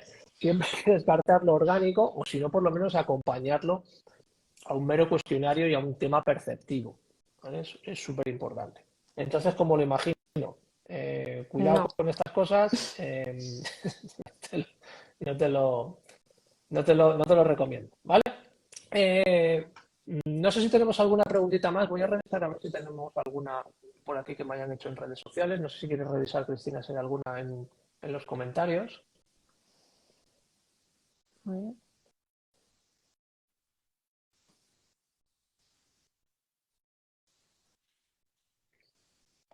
Aprovechad y disparad y hacedle una pregunta a Cristina. No veo. Bueno, Autismo Susa, más TDAH igual a bomba de relojería. depende de qué TDAH sea. A ver, Exacto. por lo general en hombres suele darse una combinación de TEA más subtipo inatento. Y en mujeres más una combinación de TEA o autismo más hiperactividad. Y esa hiperactividad no tiene por qué ser física, puede ser también a nivel cognitivo. En muchos casos sí que lo es, porque además, yo creo que sobre todo la parte de hiperactividad es más complicada. Creo que esto lo hablaba el otro día, Iván, también. Eh, Hay muchos casos en los que trabajamos a nivel de estrategias con personas en el espectro, en todo lo que tiene que ver con la función ejecutiva, y muchas veces por ahí se detecta, ¿vale? Que no funciona y dices, oye, a lo mejor hay algo más detrás. Y que precisamente la parte de TDAH es la que dificulta muchísimo el tema de la implementación de estas estrategias a nivel visual, de estructuración, anticipación, etcétera, etcétera, porque ahí hay algo más que influye. Y sí es cierto que muchas personas en el espectro con TDAH comentan eso de, ¿no? de esa lucha, ¿no? Ujú. De quiero estructura, pero a la vez no puedo parar, no puedo, y es un conflicto muy importante, ¿vale? Y creo que además es una de las cosas por las que, volviendo al tema de la neurodivergencia, me he encontrado, ¿no? Que aunque se considere el TDAH también como una neurodivergencia dentro del paradigma de la neurodivergencia, yo tengo mis dudas, especialmente en aquellas personas que son TEA más TDAH, que abracen tanto la condición o el trastorno TDAH como abrazan su autismo. Y por lo que me estoy encontrando, no suele ser tan normal que se abrace la condición TDAH, porque la ven como realmente como algo que sí que les dificulta muchísimo su devenir diario. Entonces sí, por lo general es una bomba bastante importante. Más Vale, preguntas no veo por aquí. más. Eh, ¿Cuántas preguntas tendría? Pues dispara una al menos. Y ya si lo haces a través de Coffee, para que Cristina se tome un café, que está ahí Claro. metiéndose Ya ya. me estoy pasando de hora, cuidado. ¿Qué estás pasando? Pues hasta donde tú quieras. Nos dicen por aquí, TEA y adicción al ordenador. Tema de las nuevas tecnologías, adicción. Aquí, a ver, realmente claro, si partimos de que es interés y si partimos de que socializa también a través de plataformas, claro, esa adicción al ordenador realmente, ¿qué hace? ¿Qué hace con el ordenador? O sea, solo juega, también socializa, también estudia, porque esto es algo que me viene mucho también a consulta de, pero claro, realmente también hay búsqueda de información a través de ordenador. Si uno de sus intereses es buscar información sobre La época medieval, pues que se va a tirar horas mirando el ordenador. Pero mira lo que dice, creo que ha continuado. Dice, el tema de interés de mi hijo es la política y noticias actuales, lo cual le hace estar continuamente enganchado al ordenador. ¿Cómo controlar esos tiempos para que no le quite tiempo de estudio? Aquí es que, claro, tu hijo entiende que el estudio no es tan importante como su interés. Claro, aquí sería pues hacer una buena organización y hacer una buena planificación Ujú. y situar ambas cosas dentro del día. Yo creo que, a ver, lo que dice Cristina es súper importante. A ver, si su interés es ese, Pero no lo creo que, quitaría. Yo no lo... claro, claro, a ver, lo que hay que intentar es acotar el tiempo, que le dedicas y que el tiempo además sea productivo. Muchas veces cuando estamos con los ordenadores, por mucho interés que sea, muchas veces hay una pérdida de tiempo importante en otras cosas, en buscar información o me voy a otra aplicación, etcétera. O sea, yo dudo que sea 100% efectivo de estoy solo en mi interés, ¿vale? Por lo que dices tú, de que está todo el día, ¿no? Y de todas formas, yo cuando hay un interés muy grande que sobrepasa pues, y que impide hacer actividades, por ejemplo, comer o dormir, ¿no? Que también suele pasar muchas veces con el tema de las adicciones. Yo el programa que hacía era para contarle en cuanto a tiempo, es que hacía una programación de objetivos en cuanto a qué vas a conseguir hoy, evidentemente sabiendo un poco por dónde va, cómo lo busca, qué es lo que busca, etcétera, etcétera, y que cuando consiga esos objetivos ese día se acaba. Es decir, porque muchas veces los tiempos a veces fluctúan mucho. A veces es más importante poner una consecución de objetivos que sea tangible y que lo alcance en un tiempo X, a poner un tiempo límite en el que a lo mejor no ha conseguido absolutamente nada de lo que quiere, y le dices, y se acabó ya. Y dice, es que no he encontrado lo que estaba buscando, por ejemplo. ¿Vale? Entonces, eso es importante. De todas formas, aquí creo que Susa, creo que es la misma, María Jesús, que te estás llevando todo el programa. Sí, esto es una sesión ya casi, ¿no? Sí, sí, convalida Una por sesión, una sesión. convalida por una sesión, ¿vale? Creo que tendremos que trabajar muchísimos aspectos con él, decir, oye, ¿hacia dónde vamos? Es decir, muchas veces lo que pasa a las personas en el espectro es que viven muy en el momento en el que están y les cuesta mucho planificar a corto, medio y ya no te digamos a largo plazo. Y a veces hay que trabajar en esa parte, ¿vale? Porque a lo mejor es que no ve, ¿no? No ve las consecuencias que puede tener el hecho, oye, tienes que estudiar, porque si no luego pasa esto, si luego pasa esto, esta serie de cosas. Creo que sería importante que se trabajase a nivel terapéutico el tema del control, la gestión del tiempo, la planificación y hacia dónde voy, dónde estoy, qué es lo que quiero hacer, ¿no? Porque muchas veces pues no se ve, ¿no? Porque no solo le pasa a las personas en el espectro, también a muchas personas neurotípicas, pero a las personas del espectro más, tienen más dificultades, ¿vale? Nos dice por aquí, te he mandado una CoFi. ¿Te ha llegado? No me ha llegado. Estoy dando aquí al actualizar. No me ha llegado. Voy a ver por otro lado, pero creo que no. A ver. Si llega más tarde, la apunto y te contestamos el próximo programa. Pero no me ha llegado ningún CoFi más. El último que tengo es el de Susa. Gracias, Susa. Susa, muchas gracias. Eh, Mira, tenemos una pregunta aquí muy interesante de sueño. Mi hija, 7 años, tiene trastorno del sueño. ¿Es el trastorno del sueño parte de los síntomas de la población autista? ¿Es el trastorno del sueño una causa de autismo o una consecuencia de este? Me parte de los síntomas yo diría que no. Sí que es cierto No, que no hay es una población sintomatología. autista que tiene dificultades con el sueño, pero aquí habría que ver, hay que hacer, aquí habría que ver primero cómo estaría la higiene del sueño en ese sentido, qué hábitos de sueño hay, qué es lo que se hace, porque muchas veces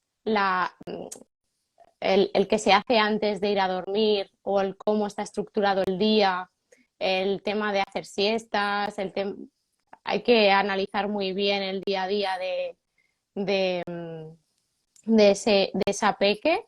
Entonces, por ejemplo, sería registrar 2 semanas o una semana cuáles son los horarios de sueño, hábitos de sueño y hábitos durante el día de la peque o del peque y después, en la siguiente semana, fijar los horarios de sueño que nos gustaría trabajar para ver un poco la naturaleza de ese sueño. Es decir, primero tengo que ver si necesita dormir mucho, si necesita dormir poco, si durante el día duerme, si el consumo de azúcares. O sea, es algo súper básico, pero parece muchas veces que no caemos en la cuenta de esto. O después de cenar ponerse a ver pantallas o ponerse a jugar a juegos en los que les sobreestimulan mucho. ¿Qué, qué hábitos se hace durante una semana y luego en la semana siguiente intentar incorporar una nueva higiene de sueño? Si a pesar de esto no funciona, aquí ya tendríamos que entrar en si ese sistema nervioso central no está tranquilo, no está en modo cueva cuando entra en la cama y por lo tanto está sobresaturado, que habría que trabajar con esto, qué trastorno del sueño, qué tipo de trastorno del sueño es, porque trastornos del sueño son muy amplios, si es insomnio de conciliación, si es de despertares, si hay terrores nocturnos, hay muchas cosas. Pero en general, consecuencia del autismo tampoco lo diría. No, desde luego que no. A ver, sí es cierto que los estudios que hay a nivel, sobre todo de peques, y aquí os recomendamos, porque también a Cristina sé que le gusta mucho al Sí, yo soy doctor fans. Gonzalo Pinar Bolera, somos súper fans de ese hombre. Yo le conocí en una conferencia de autismo en Madrid y fue lo único que me gustó de toda esa conferencia. No digo cuál, pero creo que sabéis a cuál me refiero. Sí es cierto que parece ser que los ritmos circadianos de base están alterados. Es decir, porque se ha hecho estudios con niños muy, muy, muy pequeños, es decir, que ya no han estado con una alteración conductual del sueño, por así decirlo, es decir, que no ha habido unos ritmos y unos patrones y una higiene de sueño inadecuada, ¿no? Sino que desde el principio, pues por lo que sea, la razón X parece ser que hay una alteración de base. ¿Qué es lo que pasa? Bueno, pues aquí pues juegan varias cosas ahí en contra de las personas en el espectro, probablemente que tiene que ver como ha dicho Cristina, que hay que hacer un registro importante durante semanas para ver qué patrones de sueño hay, esos dos principios de los que habla siempre Gonzalo, de la presión de sueño y la higiene del sueño. Es decir, si un niño se queda dormido durante 2 horas la siesta, pues luego no le intentes dormir a las 8 de la tarde o a las 9, porque no lo va a hacer. ¿Vale? Eso sería la presión de sueño y después la higiene del sueño, ¿no? Aquí no lo ponían. Está con la consola justo antes de irse a dormir. Bueno, pues evidentemente el tema de las pantallas pues es muy importante porque emite una luz que inhibe la producción de melatonina, que es la hormona que segrega el cerebro de manera natural y que ayuda a inducir al sueño. Eh, casi siempre en mi experiencia, si se controla la higiene y la presión de sueño, por lo menos en los casos en los que yo he trabajado yo, tanto en peques como en adultos, se mejora tremendamente. Evidentemente, también tenemos que hablar de aquellos factores externos que pueden estar provocando un mal sueño que tienen que ver con los factores a nivel cognitivo y emocional. Es decir, si tenemos a una persona con ansiedad o con depresión, etcétera, etcétera, pues ese tipo de cosas va a influir en el sueño enormemente. Y de hecho, aquellas trastornos del sueño que se empiezan a tener desde muy pequeñas las personas de espectro casi siempre correlacionan con momentos de estrés y muchísima ansiedad. Es decir, la parálisis de sueño no aparece cuando una persona autista vive una vida feliz y alegre, ¿no? Pues aparece en momentos de muchísima ansiedad, por ejemplo, que es un fenómeno muy, muy, muy desagradable ligado a los trastornos del sueño. Eh, entonces, podemos hacer muchas cosas, mucho más allá de la medicación. Ojo con el tema de la medicación, ¿vale? Los somníferos es el medicamento que más efectos paradójicos produce. El efecto paradójico es ¿cuál es? Que produce el efecto contrario. O sea, no un efecto extrapiramidal, que también dirías, ostras, no, el efecto contrario. Mucho más que los estimulantes, ¿vale? Los somníferos. El único producto que funciona cuando es puro, y ojo con esto también, porque normalmente te lo meten con un montonazo de cosas más, con valerianas y muchas cosas más, es el tema de la melatonina, pero no es un mágico, ¿vale? Es un complemento. ¿Vale?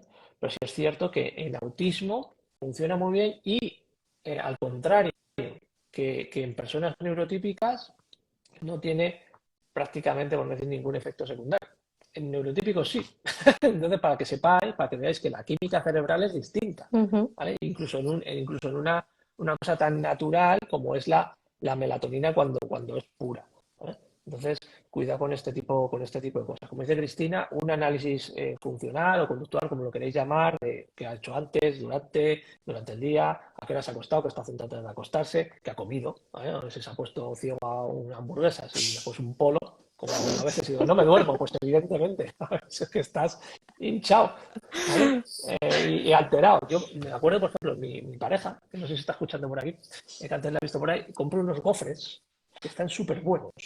Bueno, me como uno de esos por la noche y no duermo. O sea, tienen tal cantidad de azúcar que me altera y estoy por aquí lanzando a las 3 de la mañana, ¿vale? Pues a un peque, cuidado con este tipo de cosas, cuidado con el tema del Sí. azúcar, los Está excitadores, presente, está presente. está presente. Ay, ay, ay, ay, ay, ay, ay, ay, ay, ay. ¿Vale? Que- Pues ese tipo de cosas son, Queremos la marca de esos cofres. joder, es que están muy potentes, ¿vale? Hay unos no me acuerdo si son de Mercadona, de Eroski, de algún sitio, no es un sitio mágico, esto, ni mucho menos. Vaya, Pero vaya, hay un, aquí están diciendo cosas. no duermes por el Monster, bueno, también, ¿verdad? Cuando tomo Monster, pues no duermo, evidentemente. No, pero solo el que me mete el pico de azúcar es sí, también tomo muchos estimulantes, sí, efectivamente. Pero el que Vaya. me mete ese Y luego picazo, recibes mails de Daniel Millán a las 7 de la mañana que dices, este yo no digo que no abras. Yo te lo envío, un mail para que lo abras cuando tú entres a trabajar, Digo, ¿vale? este hombre no duerme. Pues a Problema. veces, esas cosas, pues ya sabes. Ya sé por Vale, qué. venga. No sé si tienes tiempo para alguna pregunta más, Cristina. Os doy Estamos. hasta y media y me voy. Venga, y media. Venga, he visto otra pregunta por aquí que preguntaban sobre lenguaje natural asistido. Dejo por aquí la pregunta de Coffee por si acaso, da tiempo. LNA, que es lenguaje natural asistido, entiendo, porque ya sabes que con las siglas a veces, y lenguaje gestáltico, y me has hecho la pregunta también por CoFi, pero no me ha llegado. Pero bueno, te daré el beneficio de la duda. Dice que ya me toca turno en la pelu. Pero bueno, ¿estás en la pelu? Hazte una foto, envíanosla con tu nuevo look. O a lo mejor está trabajando ella en la peli. Ah, es Tiene que posible. operar por ahí. Sí, es posible. Vale, ¿qué decimos de lenguaje natural asistido? ¿Cuál es tu experiencia con esto, Cristina? ¿Cómo tú opinas? Mm, la verdad es que de los peques con los que he trabajado, poco trabajan con el lenguaje natural asistido. No sé si es A ver, porque cuesta mucho llegar a profesionales que lo dominen bastante,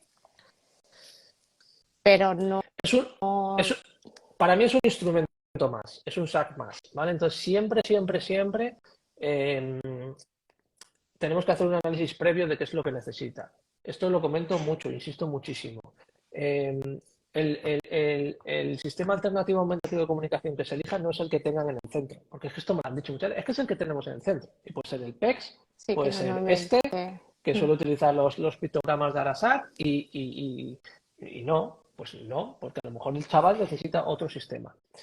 Eh, Hay que hacer un análisis a nivel simbólico para empezar de chaval, porque muchas veces les intentan meter los dibujos y los pictogramas y no los entienden. Y no me extraña porque hay algunos que yo, en serio, tiene un nivel de simbolización que son la releche, que yo no lo entiendo. Entonces tenemos que empezar desde abajo e ir hacia arriba. Tenemos que empezar con objetos reales e ir hacia arriba y hasta donde vaya, pues ese es a lo mejor el, el, el, el sistema que tenemos que utilizar, pero dependemos de las necesidades y de las fortalezas del peque. Por ejemplo, el otro día me contaron que un chaval que está intentando un sistema gestual con un chaval que tiene muchísimas dificultades en motricidad fina. Y digo, pero vamos a ver, ¿en qué cabeza cabe? Este chaval no sabe hacer bien la pinza o este gesto. Este que está poniendo. Que no es el de surf, ¿vale? Es el de beber. Que el otro día me lo dijeron. Estás haciendo el gesto de surf. Digo, bueno, vale, pero no era ese, ¿vale? Es el de beber. Entonces, cuidado con ese tipo de cosas, ¿vale? Es uno más, uno de los muchos que hay. Entonces, tenemos que adaptarnos al niño. Y si el peque tiene una necesidad y en el centro no saben de eso, pues o le lleváis otro o se ponen las pilas, que es lo que tendría que hacer, porque creo que además dentro de los profesionales que enseñan sistemas alternativos de comunicación, que muchas veces están implementados por logopedas, aquí se tienen que poner muchísimo las pilas y no quedarse solo con el sitio, con el modelo que ellos utilizan, porque lo que digo, puede ser muy contraproducente. Yo he visto chavales que han intentado durante un año estar con el PEX, por ejemplo, y es una pérdida de tiempo y es un tiempo muy valioso cuando son peques. Entonces, muchísimo cuidado con estas cosas. Ningún sistema es mejor que otro.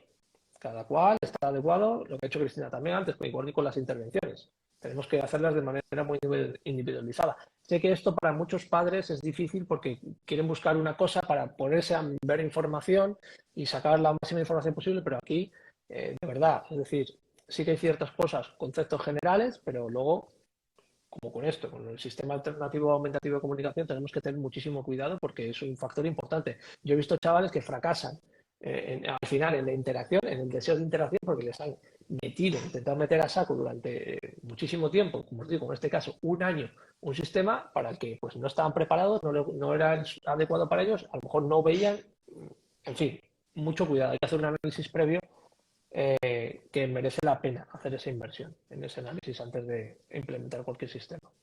¿Vale? Y luego, Gestalt, olvídate. Gestalt es pseudociencia. ¿Eh? Olvídate de la Gestalt. La Gestalt es una terapia psicodinámica eh, que está ganando puntos para hacerse para meterse en el podio de aquellas terapias que han sido más dañinas para el autismo, teniendo el psicoanálisis como la pole position, la medalla de oro. Y está haciendo muchísimos méritos. O sea, es una pseudociencia, no tiene evidencia científica, apenas hay alguna cosilla con ligera evidencia científica.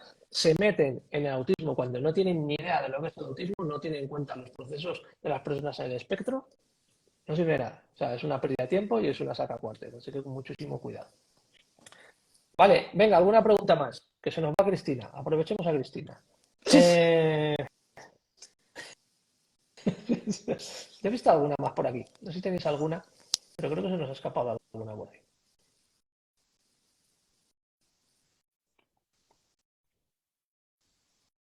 En el sueño lo hemos visto.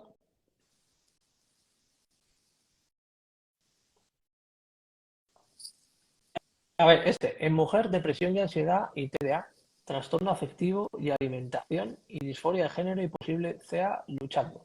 Pero luego creo que he hecho una continuación por aquí. No. Sí, a mí me deriva a neurología, pero tengo mucha y mi médico de cabecera, indagando en mi historia clínica, me dijo que soy TEA y CEA. No sé si es una pregunta o una afirmación, no lo entiendo muy bien. Si A ver. quieres reconducir la pregunta.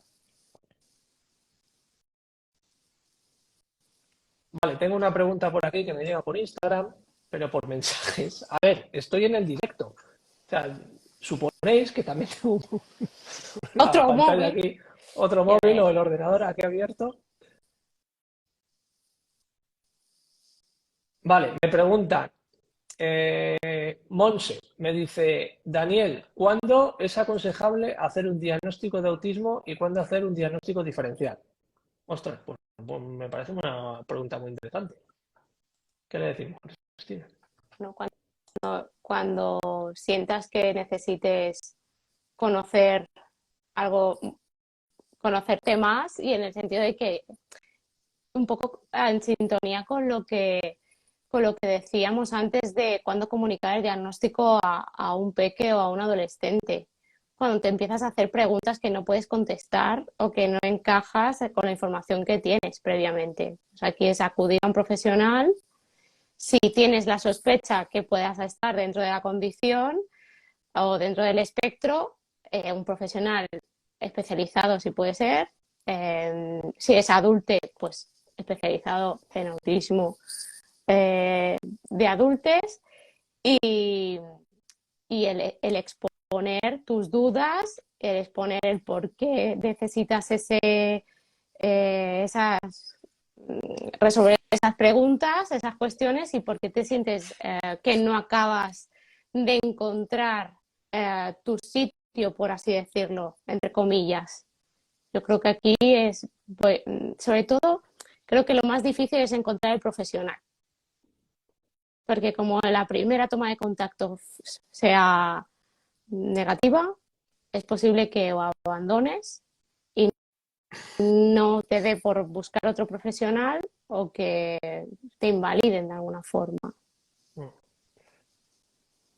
Eh, sí, estoy totalmente de acuerdo contigo en el tema del profesional, especialmente en adultos, ¿no? Porque el autismo adulto es un grandísimo desconocido y las experiencias de invalidación de mucha gente que nos llega a nosotros el equipo, pues es como muy habitual. Es tristemente y lamentablemente habitual. Em, Y aquí lo que digo siempre es que si tiene página web el especialista, leeros cuando se presentan en la página web. Si ya te dicen que es un crecimiento personal y no creen las etiquetas, ahí no es. Efectivamente. Y creo que eso es una parte muy importante de caso porque aquí han preguntado, ¿y la gestal para neurotípicos? A ver, tampoco. A ver, estamos hablando de que es una pseudociencia. Esto, de ahí al horóscopo o al Reiki, pues hay dos pasos. Es decir, estamos hablando de actuaciones y paradigmas que tienen evidencia científica. Si no la tienen, alejaros de ella. Es decir, y sobre todo cuidado con esas también, pues esas terapias que funcionan para todo de manera igual con la misma estrategia. Lo que dice Cristina del tema de no creo en las etiquetas es súper importante. ¿Por qué? En el caso del autismo, especialmente de las condiciones del neurodesarrollo. Normalmente esta es una estrategia que a nivel global, ¿vale? Sí es cierto que, pues, que tiene mucha aceptación porque la etiqueta está vista como algo patológico, como algo malo. Es decir, en el sentido de te pasa esto, ¿no? Tienes esto. ¿De acuerdo? Ojo, sería guay que no lo tuvieras, ¿vale? Entonces mejor no te digo que lo tienes y digo, bueno, no nos gustan las etiquetas, ¿no? Me gusta valorar a la persona, ¿no? Dicen otra cosa, dice, hombre, ¿qué pasa? Que si le pones una etiqueta ya no es una persona, ¿vale?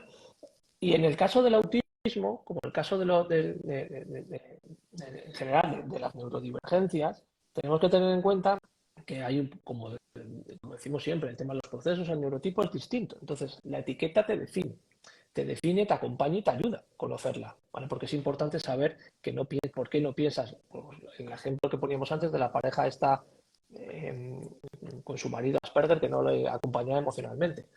Si no le ponemos etiqueta, ¿cómo rayos explicamos eso? La terapia que hagan no va a funcionar. Porque van a hacer una terapia de pareja a lo neurotípico y no va a funcionar porque no tenemos en cuenta los modelos de procesamiento que tiene las dos personas, la neurotípica y la autista.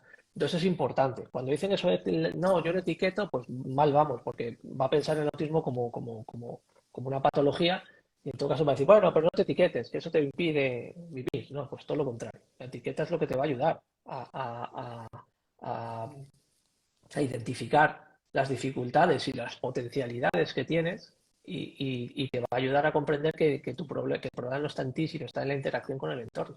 Pero para eso es importante saber cómo procesas, por qué tienes procesamiento dicotómico, por qué te dicen radical. Bueno, pues no es radical, es que tengo procesamiento dicotómico. ¿Por qué te dicen que no eres emocional? Bueno, no, yo es que no trabajo, no entiendo el mundo a base de inferencias. A mí, yo entiendo en base a la realidad, ¿vale? Entonces, este tipo de cosas es súper importante, ¿vale? El tema del diagnóstico diferencial también es importante en aquellos casos, especialmente en adultos, ¿vale? Esto lo explicamos también en el taller de diagnóstico. Cuando son peques, digamos que las personas somos más puras, en el sentido de que pues, somos más auténticas, por así decirlo. En cuanto empezamos a ser conscientes de las dificultades, empezamos a modularnos, ¿vale? Y a generar ciertas estrategias de compensación, que es lo que hace que se enmascaren esa sintomatología y esos procesos y después sea más difícil el diagnóstico, porque además se adquieren patologías, ansiedad, depresión, TCAs, ese tipo de cosas, que impiden ver lo que hay de base. Por eso hay muchas personas de TCA que de repente investigan un poquito más, coño, que son autistas o personas que tienen un trastorno de ansiedad generalizada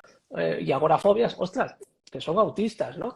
O gente con depresión, ostras, es que lo que pasa es que tienes TDAH, ¿no? Entonces, es importante que el diagnóstico en esos casos, especialmente en esos casos a partir de la preadolescencia, adolescencia, ya no te digo adultos, sean siempre diferenciales, porque si no, al final, a lo mejor hay una sospecha de autismo, que es una cosa que también nos pasa, y nos llega al equipo cuando nos pide un diagnóstico diferencial o complejo, que es que han ido a otro centro y han hecho una evaluación de TDAH y les han dicho que no, que no cumple criterios. Y dicen, vale, pero a mí me pasa algo. Ah, pues no lo sé, TDAH no tienes, porque es lo que diagnosticamos aquí.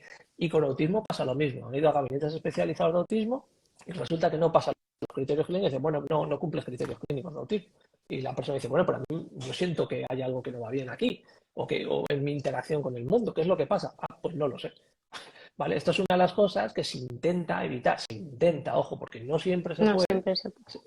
se intenta evitar cuando se hace un diagnóstico diferencial o complejo, que evidentemente es más complejo, como su propia palabra indica, y la Y que se lleva tiene en más cuenta tiempo. y lleva muchísimo más tiempo, ¿vale? A lo mejor un diagnóstico de autismo de un peque, a mí también me parece muy temerario hacerlos en 2 tardes, pero dices, bueno, a ver, puede ser que en casos que sean muy evidentes, eh, pues puede ser que sí, ¿vale? Que digas, vale, ok. Pero cuando se hacen diagnósticos estos express en adultos, dices, oye, aquí hay un montón de cosas que analizar y a lo mejor das de chiripa con la clave, ¿vale? Pero muchas veces estamos viendo que no. En el taller este que hicimos de diagnóstico lo comentaba yo, que a mí ahora sí que ha aumentado, creo, un poquito el porcentaje, pero de las personas que me llaman para hacer diagnóstico diferencial con una sospecha de autismo, solo una tercera parte al final realmente era autismo. Podía ser otras cosas, del neurodesarrollo o de otro estilo. Siempre había algo, ¿eh? Casi siempre había algo y la persona iba diciendo, aquí me pasa algo. Pero no era autismo, ¿vale? Entonces imagínate que solo hago una evaluación de autismo ahí. Y digo, pues no es autismo, ahí te quedas, ¿no? Mm. Una, una mano delante y otra detrás, ¿vale? Entonces es importante en esos casos hacer un diagnóstico complejo, ¿vale? Que nos está preguntando por aquí Tina Kinson, si Sí. lo, para ver si le queda un poquito más claro ahora, ¿vale? Ok, Cristina, son y media. Estamos abusando Me ya mucho de voy. tu Sí, tiempo. ¿Te ya vas? está. Vale. Ya está. Ya está, porque te he dicho una Una hora hora. y no es una hora Y cierta. además la he tenido que medio engañar un poquito, Cristina. ¿Vale? Entonces, oye, Cristina, muchísimas gracias por hacer este directo. La verdad es que han salido cosas A muchas, muy, muy, muy chulas. vosotros, Te dejamos ya que descanses y a toda la gente que ha estado por aquí conectada, especialmente a las que nos han hecho preguntas a través de Coffee, Susa, María Jesús, muchísimas gracias por tus aportaciones. A la peluquera o la que está en la peluquería que dice que nos ha hecho una, pero no ha llegado, también. Y si llega os lo diré. Y a la gente que nos ha dejado la pregunta por aquí, pues habéis tenido suerte, que no teníamos muchas acumuladas y os hemos podido responder, pero esto no siempre es así, ¿vale? Así que nada, muchísimas gracias por estar aquí. Cristina, gracias. Hablamos en breve, porque además tenemos reunión. mañana. Y mañana, mañana me dejo Mañana volver a otra vez. soportar un rato. Mañana otra vez me dejo volver a soportar. Y a todos los que estéis por aquí, pues muchísimas gracias por seguirnos, por confiar en nosotros, que no es poco. Y seguimos hablando en redes. Enseguida este vídeo lo subiré a la plataforma de YouTube para que lo tengáis ahí y veáis la super intro del programa de cómo lo imagino. ¿Vale? Muy bien. Much- Vale. muchas gracias, Un Cristina. Cuidaros abrazo. mucho. Que vaya bien. Chao. Adiós.